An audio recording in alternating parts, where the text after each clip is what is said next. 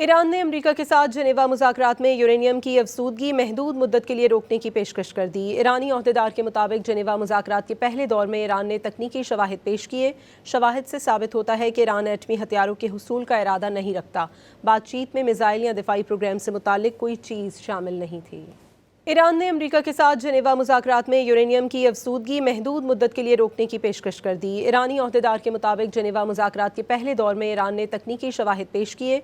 शवाहिद से साबित होता है कि ईरान एटमी हथियारों के हुसूल का इरादा नहीं रखता।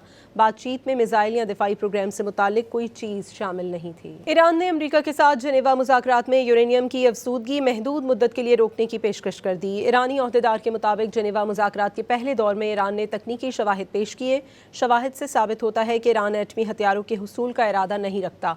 बातचीत में मिसाइल या दिफाई प्रोग्राम से मुतालिक कोई चीज़ शामिल नहीं थी।